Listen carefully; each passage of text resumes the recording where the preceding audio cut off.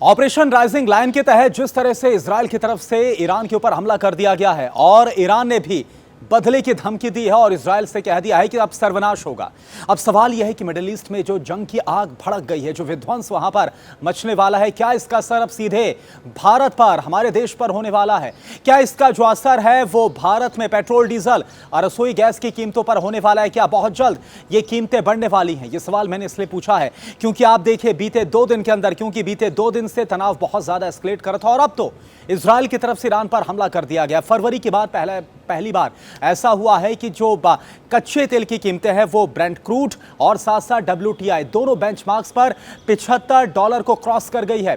और कुछ एक्सपर्ट्स की तरफ से यह भी कहा जा रहा है कि अगर बहुत जल्द हालात नहीं सुधरे और जिस तरह से दोनों तरफ से बयानबाजी हो रही है, इजराइल और ईरान की तरफ से एक दूसरे को धमकाया जा रहा है और यह कहा जा रहा है कि अब ये जो युद्ध होगा वो काफी ज्यादा विध्वंसक होने वाला है, हालात बहुत ज्यादा खराब होने वाले हैं। तो इसका असर क्रूड ऑयल की कीमतों पर और ज्यादा पड़ सकता है। $100 को भी क्रूड ऑयल क्रॉस कर सकता है। और आप देखिए अगर ऐसा हुआ, क्योंकि आपको मैं बता दूं कि भारत अगर अपने कच्चे तेल की बात करे तो जो उसकी आपूर्ति है, जो डिमांड है, कम से 85% जो भारत है वो अपनी जरूरत का 85% बाहर से आयात करता है, यानी कि इंपोर्ट करता है।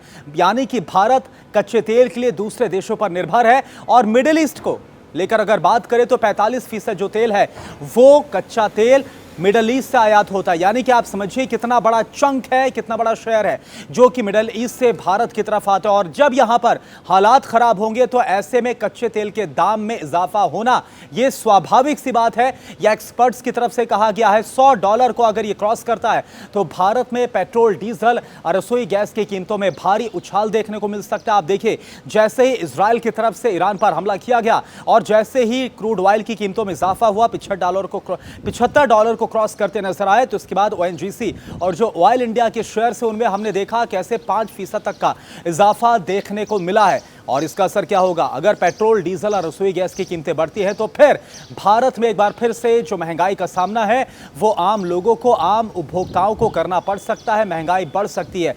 और क्या हो सकता है अगर महंगाई बढ़ेगी? तो आप जानते हैं कि महंगाई से जूझने के लिए, महंगाई का सामना करने के लिए कई बार जो कई कंपनियां हैं वो ऐसे में अलग अलग जो कॉस्ट कटिंग मेजर्स है उसको भी वो इंप्लीमेंट कर देते हैं। मसलन नौकरी पर भी संकट आ सकता है। तो कुल मिलाकर अब ये देखना होगा कि जो इजराइल और ईरान के बीच के हालात हैं वो कहां तक जाते हैं, क्योंकि अगर ये संभल गए तब तो ठीक है, लेकिन अगर ये आउट ऑफ कंट्रोल हो गए तो फिर कच्चे तेल की कीमतें और बढ़ेंगी, पेट्रोल, डीजल और रसोई गैस की कीमतें और ज्यादा बढ़ सकती हैं।